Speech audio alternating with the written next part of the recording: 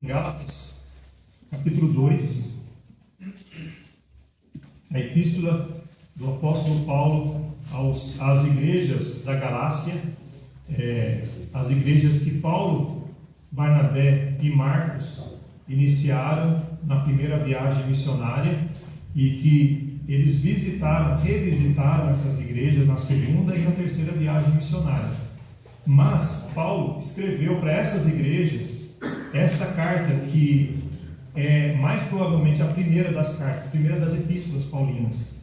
E essa epístola começou de uma maneira bem firme, bem dura para essas igrejas, porque Paulo tinha algo muito sério a tratar, que era o fato de que aquelas igrejas que receberam o evangelho puro, recebido de Jesus, receberam através de Paulo, Barnabé e também Marcos, essas igrejas estavam se desviando, porque estavam dando ouvidos a judeus que disseram ter confiado em Jesus como Salvador, mas que depois vieram com umas ideias errôneas, vieram com doutrinas erradas, falando que receber Jesus como Salvador era uma decisão importante, mas precisava de mais alguma coisa, que era ser circuncidado. Um judeu, para ser considerado parte do povo judeu, ele fazia o que foi ensinado no Velho Testamento, e foi dado a Abraão,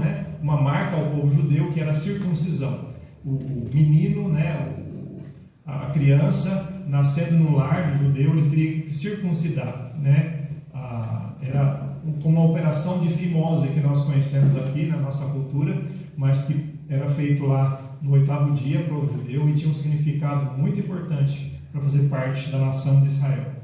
E para aqueles judeus falaram: vocês estão aceitando Jesus, vocês que não são judeus, mas para de verdade agradar a Deus, você tem que ser circuncidado, para você realmente ter salvação. Então estavam acrescentando o ingrediente ali. Paulo ficou muito triste com isso, Paulo ficou muito indignado, ele fala isso na carta dele, e ele explica que o evangelho verdadeiro é só fé em Jesus, só ter fé em Jesus, ponto final, ponto final. Tudo que vem a mais ou além para ser salvo é errado. As outras coisas que tem na vida da pessoa são consequências, são continuidade da salvação, ou seja, para a santificação, não para a salvação. Então Paulo ele nega o evangelho dos judaizantes, que é fé em Cristo mais obras da lei, circuncisão, as leis mosaicas e tudo mais. E agora nós estamos aqui nesse capítulo 2. Por quê? Paulo, nessa epístola, ele de forma muito autoritativa, ele divide a epístola em 3 partes, podemos dizer assim. Primeiro, no capítulo 1 e 2, é uma sessão bem pessoal, em que Paulo ele começa a responder as questões que os judaizantes levantaram. E a segunda parte é uma sessão doutrinária, de ensinamento, no capítulo 3 e 4. E a última sessão é uma sessão bem prática, capítulo 5 e capítulo 6. Então, a gente está ainda na parte pessoal, porque Paulo está abrindo o seu coração, ele está colocando na mesa quem ele é, como que ele foi salvo, como que ele foi chamado. Por que ele está fazendo isso? Porque os judaizantes estavam negando o chamado de Paulo, negando o apostolado, a autoridade que Paulo tinha, e fazendo isso, eles estavam diminuindo a mensagem de Paulo, fazendo as pessoas falarem: está vendo? O que Paulo está ensinando está errado, nem autoridade ele tem, autoridade apostólica. Então, por que Paulo se explica tanto? Justamente porque a mensagem do evangelho é tão valiosa, irmãos, que precisa estar sendo passada com a autoridade que ele tem, vinda do próprio Senhor Jesus Cristo. Então Paulo responde essas três questões levantadas pelos judaizantes. Então no primeiro capítulo ele falou, e no segundo capítulo ele vai continuar falando que ele tem autoridade. Ele defende o evangelho e defende o apostolado que ele recebeu do próprio Senhor Jesus Cristo. E eu vou pedir que a leitura seja feita aqui em voz alta, todos juntos fazendo esses versículos, do 1 até o 2. Depois, passados 14 anos, subi outra vez a Jerusalém com Barnabé, levando também comigo Tito, e subi por uma revelação e lhes expus o evangelho que prego entre os gentios, e particularmente aos que estavam em estima, para que de maneira alguma não corresse ou não tivesse corrido em vão. Então, no primeiro capítulo, Paulo defende o evangelho, a mensagem que ele está pregando.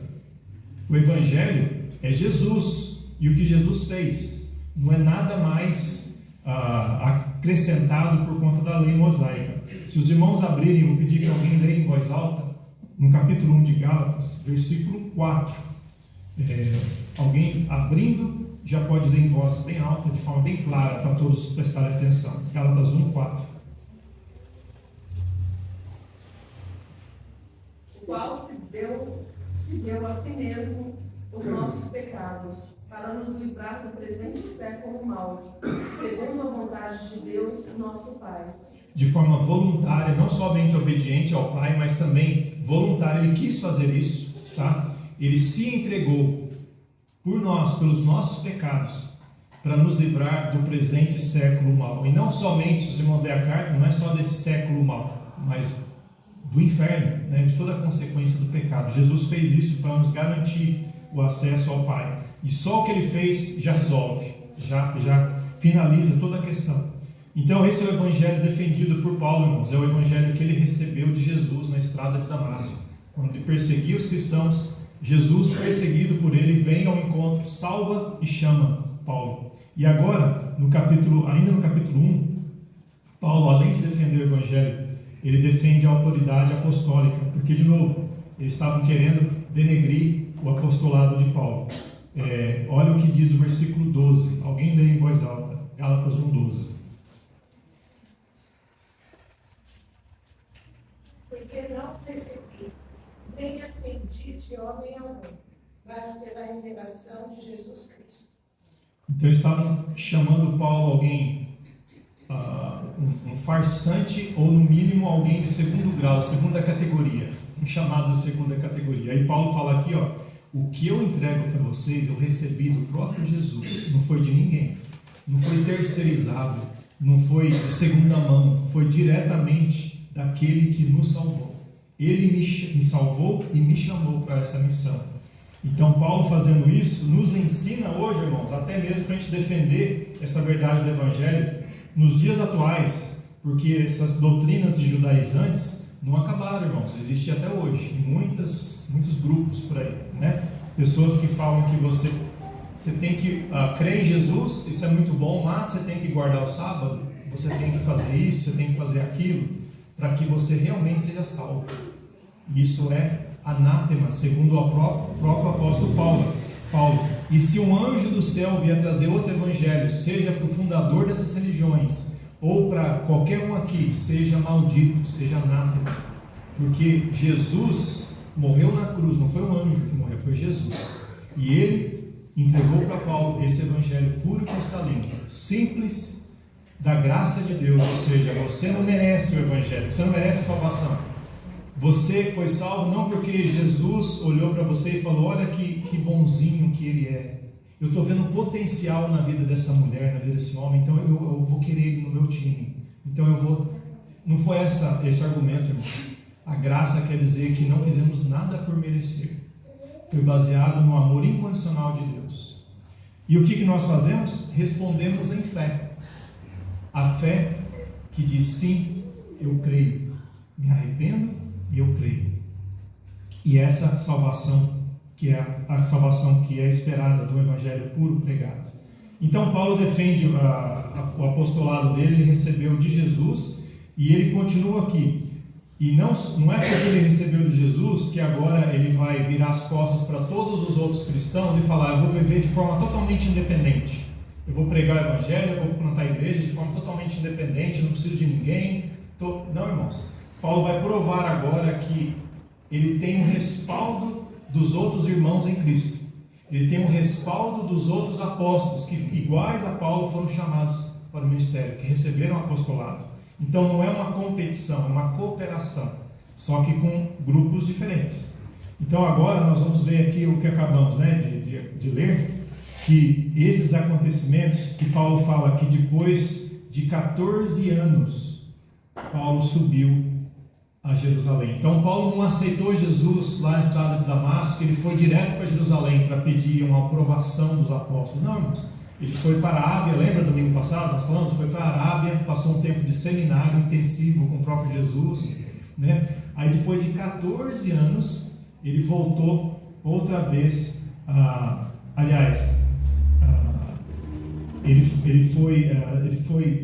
ele viu Pedro em Jerusalém e depois de 14 anos ele visitou novamente. Então ele passou um período bem longo sem ter esse aval aqui apostólico dos outros chamados. Se os irmãos olharem Atos capítulo 1, versículo 18, Paulo diz que ele foi ver Pedro e ficou 15 dias com ele.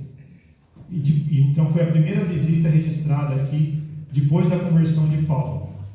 Em Atos capítulo 11 e capítulo 12, Paulo foi levar ofertas aos pobres de Jerusalém. E no capítulo 15 foi o concílio de Jerusalém. E provavelmente esses 14 anos se passaram, na segunda visita para tratar do ministério dele, foi nesse concílio de Jerusalém. Então no Atos capítulo 15, a gente vai falar um pouquinho mais sobre isso, Paulo volta lá em Jerusalém. Então você vê que ele não estava dependendo de Jerusalém ou da bênção apostólica dos outros para poder fazer o que ele tinha que fazer. Ele já tinha o aval de Jesus. Mas Paulo, por que ele fala isso? Para falar que ele tem, mais do que os judaizantes estavam falando, ele tem a bênção, ele tem o reconhecimento dos outros apóstolos, de que ele foi chamado.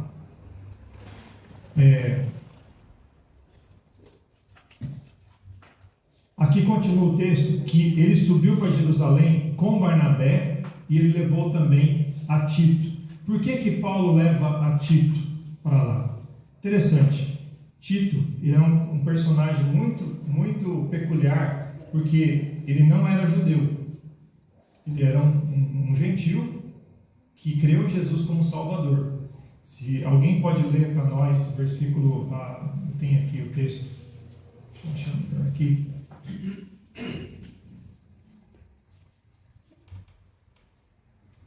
Gálatas 2:3, no próximo versículo. Está ali, ó. Se quiser só ler da tela, alguém lê em voz alta. Gálatas 2:3. Mas nem ainda Tito, que estava comigo, sendo grego, foi constrangido a circuncidar-se. Bem, Paulo leva Tito, e aqui dá para entender por quê. Primeiro, porque Tito ele foi o filho espiritual de Paulo, foi um dos filhos, né? Paulo tinha outros filhos espirituais, né? Que ele discipulou, que ele levou a Cristo, ou discipulou, né? Timóteo foi um deles, e aqui Tito era um outro. Tito capítulo 1, versículo 4 diz: a Tito, meu verdadeiro filho, segundo a fé comum. Aí Tito capítulo 1, versículo 5 diz: por esta causa te deixei em Creta, para que pusesses em ordem as coisas que ainda restam. Então Tito, ele era um filho espiritual de Paulo, ele era um cooperador de Paulo, e ele era um grego, prova do chamado de Paulo aos gentios. Porque Paulo não precisava circuncidar as pessoas para que fossem salvas. Ele pregava o evangelho, a pessoa cria, a pessoa era batizada, que era o primeiro passo de obediência. Ou seja, a pessoa cria, já era salva. E agora o crente fala: o que eu faço para obedecer ao meu Salvador? Primeira coisa, batismo. Né? As duas ordenanças que nós observamos, e até hoje para a igreja local: a ceia e o batismo. Então, ele foi batizado, mas ele não foi circuncidado. Por quê? Porque ele não era judeu. Ele não tinha nem parte de pai ou de mãe, ele era gentil. Ele foi um cristão que serviu de forma verdadeira, foi fiel e foi um exemplo vivo de que não precisava ser circuncidado. Só aceitar Jesus, não precisa cumprir lei nenhuma, não precisa ser circuncidado, guardar sábado, nada disso. Ele era um cristão. E Paulo levou ele para uma prova viva de que para ser salvo é crer em Jesus. Ponto final. Né? Então aqui, Paulo leva Barnabé, leva Tito. E ele subiu por uma revelação. Então ele está provando aqui para os judaizantes que Paulo não tinha que ir lá porque os judaizantes estavam falando para ele: está vendo, Paulo, você é apóstolo, mas você precisa ir lá pegar o carimbo de Pedro, de Tiago e de João, porque eles são as colunas da igreja. Então você precisa ter a assinatura e o carimbo deles. Mais ou menos essa ideia. Então nós falamos para você ir lá, e a hora que você trouxer esse carimbo, aí nós vamos acreditar que você é apóstolo. Paulo falou assim, ó, eu fui lá, não porque vocês falaram para eu ir, foi por revelação. Revelação de quem, irmãos? Do próprio Deus. De que ele deveria ir lá, ter essa comunhão, ter essa cooperação. Eles já faziam parte do mesmo grupo, só que eles tinham que ter essa comunhão, e os irmãos veem o que acontece aqui. O Espírito Santo, irmãos, o mesmo Espírito que convenceu Paulo, o mesmo Espírito que capacitou Paulo, foi o Espírito que revelou para Paulo, para ele subir lá em Jerusalém. E isso, irmão, já desmonta um monte de argumento dos judaizantes, de que os gentios tinham que circuncidar, Tito não circuncidou, de que Paulo tinha que ir lá, porque eles falaram, falou, não, foi o Espírito que falou para eu ir, foi vocês. E aqui fala, e ele chegou e conversou particularmente com os que estavam em estima. Quem que são esses? Essa é uma outra expressão para falar dos líderes da igreja, que eram ali no caso Pedro, né? Aqui está falando o nome Cefas, né? Em outro texto, Pedro, Tiago, que é o irmão do Senhor Jesus, o irmão biológico de Jesus, tá? E João, o discípulo, o apóstolo amado, né? O discípulo amado. Esses eram os líderes de maior destaque ali da igreja em Jerusalém. E isso aqui, irmãos, talvez soou como um sarcasmo para os judaizantes que falavam que vocês têm que ter a aprovação dos apóstolos, né?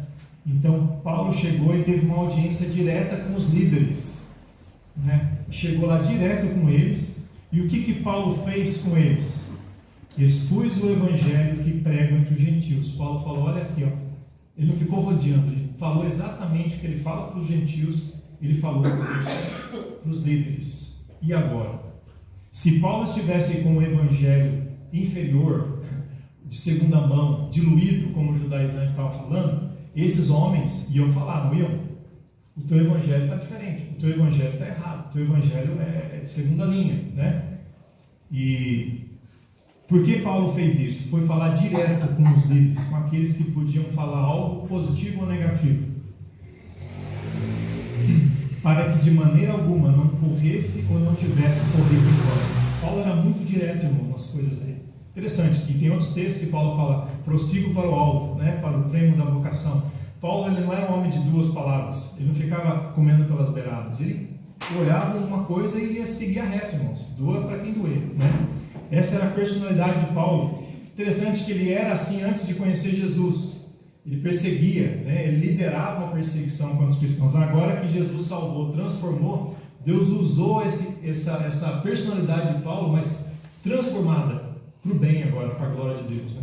E agora Paulo vai lá, não perde tempo, vai lá e fala com os líderes, porque ele não quer perder tempo, irmãos, para não correr em vão.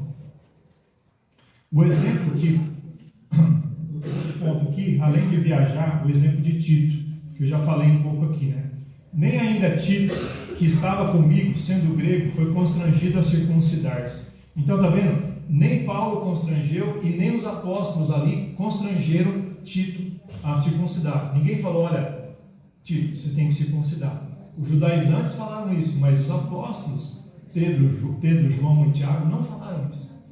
Tá vendo? Então dá para ver quem está errado nessa história. Aqui fala que ele era grego, né? O Tito era grego. Alguém lê para nós Romanos 1, 14? Romanos 1, 14.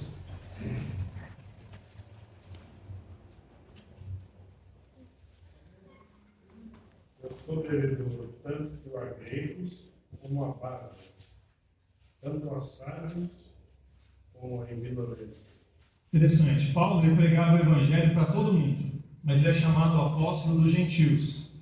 E os gentios podem ser divididos em duas categorias: os gregos e os bárbaros. Por quê? Porque os gregos são todos aqueles que não eram judeus, mas que eram ligados à elite dos filósofos, daqueles que tinham que recebiam o idioma, a cultura e a educação grega, que eram dos pensantes da época, né? E a língua grega, né? E tanto é que o Paulo e os outros autores, né, escreveram o Novo Testamento na língua grega. Por quê? Não podia ser hebraico, né? Você não podia o Velho Testamento, porque essa era a língua corrente. As pessoas ali abraçaram isso, com exceção de alguns que não abraçaram, que eram os bárbaros. E esses bárbaros aqui era um termo pejorativo que os gregos deram para os estrangeiros, não judeus, que falavam línguas que eles não entendiam. Então ficava como que bar, né, aos ouvidos deles, né? Era como se blá blá blá para a gente, né? Então a palavra bárbaro tem esse significado. Ou pessoas incultas, sem instrução, né, que não cresceram nas escolas gregas. Então Paulo falou: eu devo o evangelho para os gentios, tanto os gregos, que são os cultos, que estão ligados à cultura grega, quanto os bárbaros, aqueles que não receberam. Cristo tem que ser levado para os dois, para todos. E Paulo, ele levava o evangelho para os judeus também. Quando ele ia numa cidade grega ou romana, ele chegava lá e procurava uma sinagoga judia primeiro, pregava o evangelho lá para os judeus. Alguns recebiam, outros não. A maioria perseguia Paulo, né? Os que causavam mais problema para Paulo eram os judeus das cidades. E ele saía dali e pregava para a cidade, que eram os gentios. Então Paulo falou: eu sou devedor para grego e bárbaro. E Tito era um grego, era um fruto do ministério de Paulo. Que maravilha, né? Paulo levar esse jovem lá. E isto por causa Tito não foi constrangido a circuncidar-se. E isto por causa dos falsos irmãos que se intrometeram, secretamente entraram a espiar nossa liberdade que temos em Cristo Jesus, para nos porem em servidão. Paulo está falando exatamente dos judaizantes, que entraram como espiões ali no meio da igreja e começaram a causar esses atritos ali. Eles eram falsos irmãos, parecia irmão, falava igual, se vestia igual, né? Tinha o jeito igual, mas na hora que abriam a boca eles começaram a causar esse problema entre os cristãos. Ele falou: olha aqui, você tem que ser circuncidado também. Quem foi e falou para vocês que não é para circuncidar? Paulo. Mas quem é Paulo? Apóstolo Paulo, mas ele é apóstolo mesmo? E aí por isso que Paulo defende o apostolado e a mensagem, explica tudo isso. Então nem Pedro, nem Tiago, nem João pressionaram Tito, um gentil, a circuncidar. E Dom Paulo falou direto com eles e falou: olha, por causa desses falsos irmãos que se intrometeram e espiaram a nossa liberdade que temos em Cristo, para voltar a gente debaixo, a colocar a gente debaixo da servidão da lei, ou seja, a lei que mostra o pecado, mas que não dá salvação, a lei que põe você numa situação em que fala: isso aqui é pecado, você é pecador, mas não faz mais nada a partir daí. Aí Jesus Cristo, que vem resolver esse problema, que cumpre a lei, que morreu pelos nossos pecados, que salva a pessoa, liberta a pessoa. Aí os judaizantes falam: não, você precisa também fazer a lei, cumprir a lei. Então Paulo, por isso que ele fica indignado. E esses homens eram falsos irmãos, eram espiões. Eles vieram para sabotar, para danificar e para destruir, para causar algum problema ali, para tirar essa liberdade que eles tinham. Lembra, irmãos, que a liberdade dos cristãos ali não era viver sem regras, viver sem obedecer a Deus, não era isso, mas era viver na liberdade para servir a Deus. Diferente, né? Só que servir a Deus com uma vida nova que Jesus dá, que Jesus conquistou, não que você conquistou pela sua performance. Aí no versículo 5: aos quais nem ainda por uma hora cedemos com sujeição, para que a verdade do Evangelho permanecesse entre nós. Nem Paulo, nem Tito se sujeitaram a esses ensinos errados, irmãos. Paulo negou e lutou contra esses ensinos, e Tito não se sujeitou. Tito não falou: eu vou me circuncidar para fazer esse pessoal parar. Não, nós não obedecemos a esse tipo de ensinamento. Então eles ficaram firmes, irmãos, firmes no ensinamento correto, e eles podiam provar por que eles estavam firmes. E Paulo está fazendo isso nessa carta. Isso nos ensina, irmãos, que nós devemos ter convicções firmes. Tem coisas que a gente abre mão, porque tem coisas que são opiniões, que são divergentes, Agora tem coisas que são cristalinas e claras. O Evangelho tem que ser isso, irmãos. Você não pode duvidar do Evangelho que Jesus entregou para Paulo, que Paulo entrega para nós. Se você crê num outro Evangelho diferente desse, aceita Jesus, mas guarda o sábado para ser salvo, maldito. Mas mas tem uma igreja muito séria, que canta bonito, veste bem, maldito. Quem fala isso? Paulo.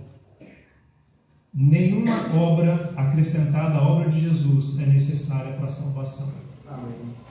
É suficiente. Jesus disse: está consumado. Consumado quer dizer, não tem nada mais para acrescentar.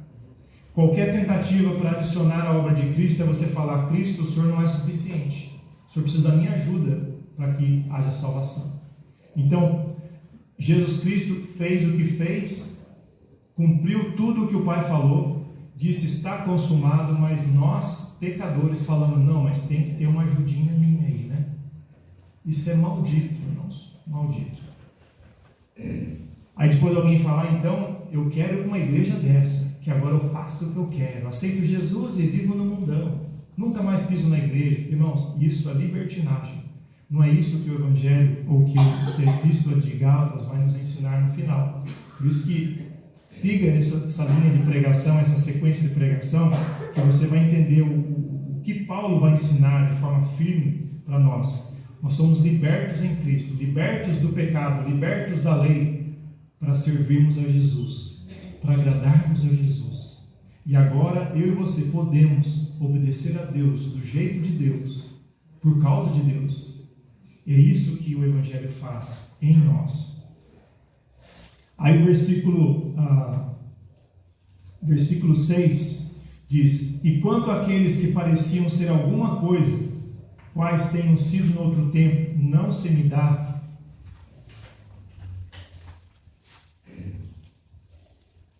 Deus não aceita a aparência do homem. Esses, digo, que pareciam ser alguma coisa, nada me comunicaram. Paulo está falando aqui que o que ele recebeu de Jesus Cristo diretamente, a salvação e o chamado, o apostolado, ele não mudou em nada quando ele conversou com aqueles que estavam na liderança da igreja, Pedro, Tiago e João. Ele não recebeu um acréscimo, recebeu uma faixinha a mais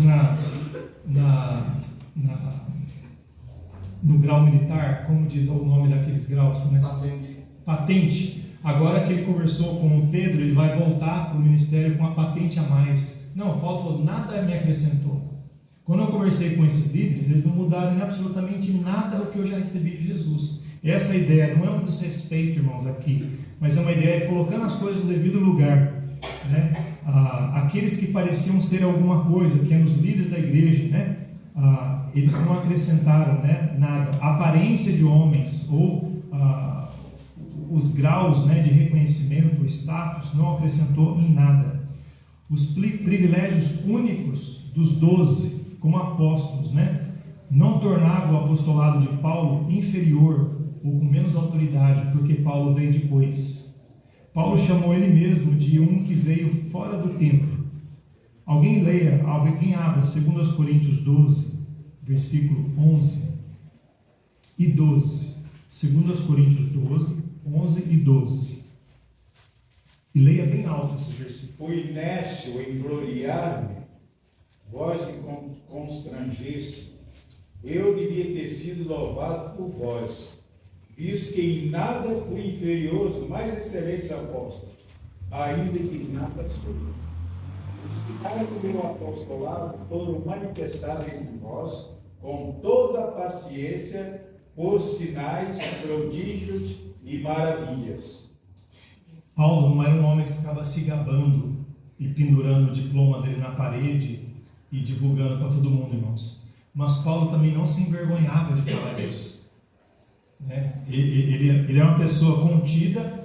Ele pegou todos os credenciais, toda a ascendência dele, a cultura judaica dele, e falou: isso aqui é nada por Jesus. Isso aqui não é nada comparado ao que Jesus é para mim.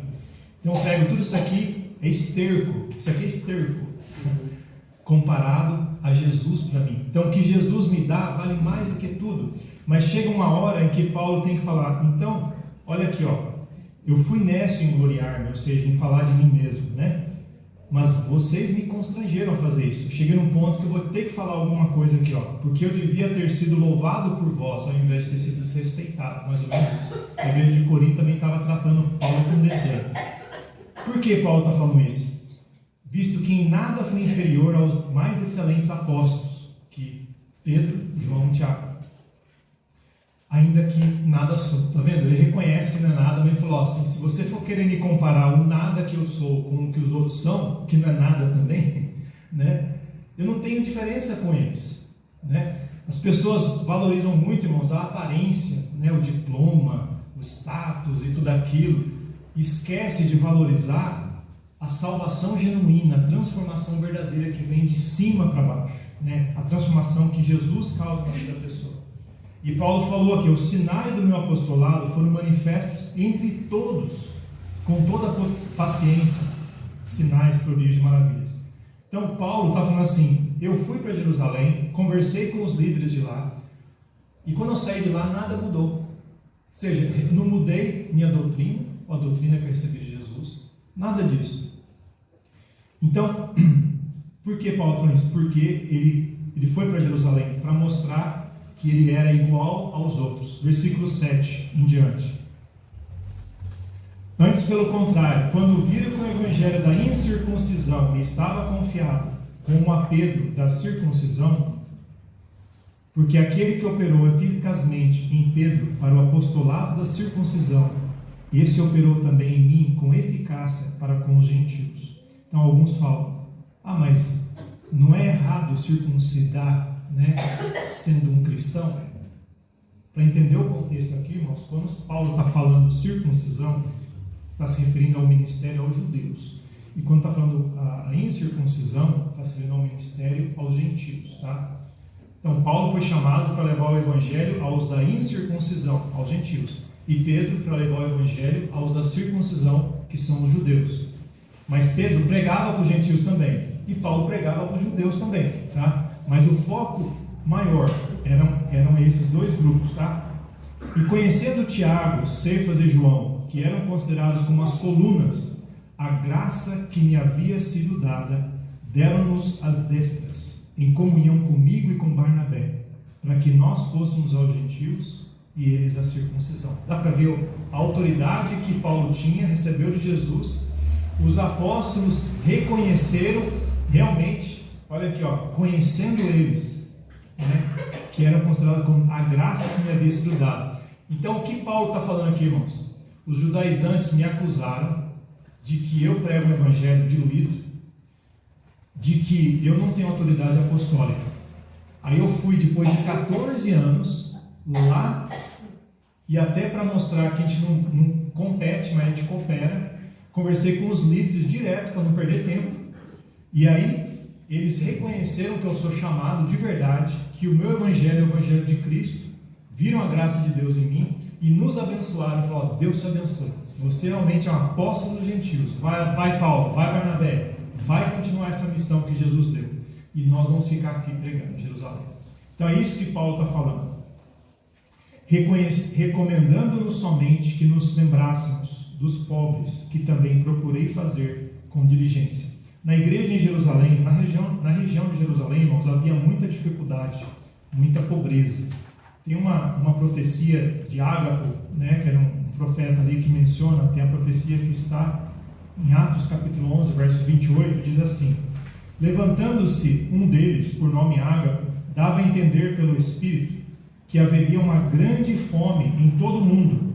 Isso aconteceu no tempo de Cláudio César. E isso está se referindo a uma fome que de fato veio, não só foi profetizada, mas veio de fato. E avassalou muitos, inclusive da igreja em Jerusalém, muitos cristãos. E Paulo, ele procurava sempre lembrar das pessoas pobres, tanto do meio dos gentios quanto do meio dos judeus. Tanto é que as igrejas que levantaram oferta para ajudar os judeus eram gentílicas, eram igrejas da Macedônia, lembra? Que Paulo fez eles levantar, aliás, despertou uma campanha, fez levantar ofertas, e eles levaram para ajudar os irmãos judeus. E dá para você ver a graça de Deus, a igreja do Senhor Jesus Cristo aqui operando. Aqueles em Jerusalém, em carência, receberam bênção material daqueles que eram irmãos em Cristo dentre os gentios.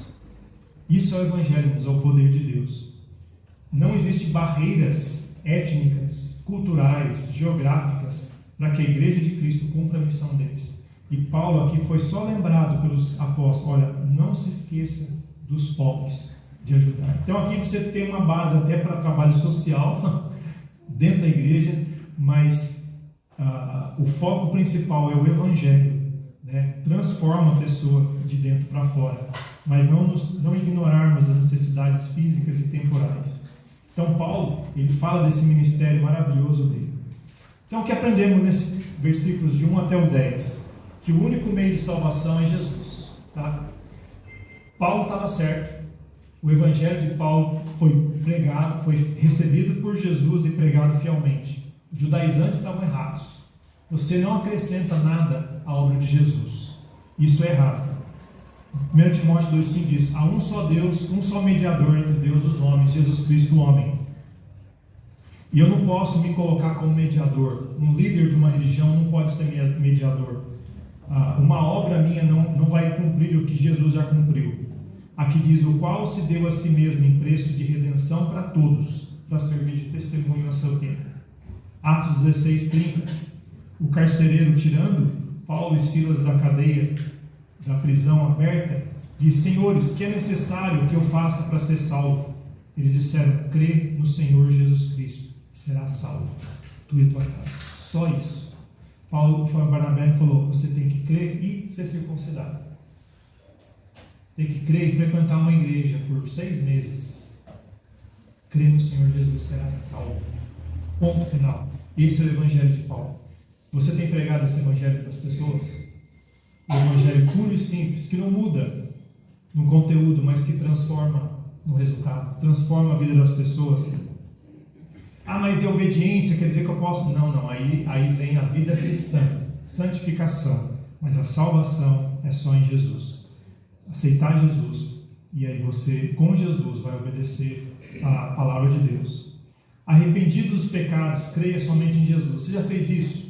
Eu estou olhando aqui por cima, eu creio que todos já tomaram essa decisão, mas eu não conheço os corações. Talvez alguém aqui vem na igreja, mas não tem certeza da vida eterna. Talvez você tenha aquela duvidazinha: que será que eu preciso para ir para o céu? Eu vou frequentar mais um pouquinho e aí um dia eu vou tomar uma decisão. Não espera para depois. Você entende que é pecador? Você entende agora que você é condenado por causa do seu pecado? O Espírito Santo está trabalhando no seu coração já para te convencer dessa realidade. Você entende que Jesus morreu pelos seus pecados? Porque você não conseguiria pagar pelos seus pecados, Ele pagou. Se arrependa dos pecados e peça para Jesus te salvar. Em fé, receba Jesus, crendo nele como Salvador, e você vai ser salvo. A sua salvação vai acontecer imediatamente, instantaneamente, e para toda a eternidade. Deus garante isso para você. E se você já fez isso, mas você fala: e agora, pastor? Eu falo: seja fiel, proclamando esse evangelho puro e protegendo esse evangelho puro. Quando vier acréscimos, você nega, rejeita e abre a palavra de Deus e mostra, como nós falamos hoje aqui. Porque quando as pessoas começam a acreditar em evangelhos diluídos, acrescentados, são venenos que atrapalham, que sabotam a vida espiritual da pessoa e põem em xeque a salvação da pessoa, porque a pessoa ela não vai crer no evangelho que mostra o único meio de salvação, que é Jesus. Então, lembremos de fazer isso. Então, eu vou pedir que você agora ore, abaixe sua cabeça, vamos falar com Deus. Se você está aqui e nunca tomou uma decisão de arrependimento e fé no Senhor Jesus somente para a salvação, e Deus falou no seu coração, talvez Deus está tocando para você falar: pastor, ore por mim. Deus falou comigo, eu nunca aceitei Jesus, nunca me arrependi dos pecados e pedi para Jesus me salvar. Levanta sua mão: pastor, Deus está falando comigo. Se você já fez isso, não precisa fazer de novo. Talvez você já fez isso, mas você não está atento às mentiras que estão sendo faladas aí por outras religiões, por outros ensinamentos. Pastor, ore por mim, para que eu seja vigilante, para que eu seja ousado, com amor, eu rejeite essas mentiras e eu prego o evangelho verdadeiro que Paulo recebeu e que Paulo entregou. Levanta sua mão. Pastor, me ajude. Pastor, ore por mim. Deus está falando comigo para eu estar atento, para eu proteger e proclamar esse evangelho. Senhor, obrigado pela tua palavra. Obrigado pelo exemplo da vida desse homem, ó Pai, do teu apóstolo aos gentios, que somos nós, que nos alcançou, e ajuda-nos, Senhor Deus, a protegermos essa verdade, ó Pai, contra falsos irmãos, contra falsas doutrinas, contra doutrinas atraentes, mas que não levam a nada, que são malditas, são anátemas, e aqueles que as proclamam de acordo com a tua palavra também são, porque estão privando pessoas de irem para o céu, privando pessoas de conhecerem a verdade e serem salvas. Senhor, ajuda-nos a sermos fiéis nisso. E muitos que estão lá fora, Pai, ouvindo essas mensagens, ouvindo essas mentiras, esses evangelhos, estão achando que estão certos, mas precisam se deparar com a tua verdade, com a tua palavra, e decidir a manter um evangelho puro, a crer no evangelho verdadeiro e a proclamar esse evangelho. Senhor, ajuda-nos como igreja. Sabemos que não somos somos o único grupo, ó Pai, a única igreja que prega o teu evangelho, mas ajuda-nos a sermos fiéis e ajuda todas as igrejas que são chamadas por Ti, ó Pai, que são fundadas pelo Senhor, igrejas locais sérias, a levar essa bandeira, Pai, a levantar e proteger essa bandeira do Evangelho genuíno. Em nome de Jesus. Amém, Senhor Deus.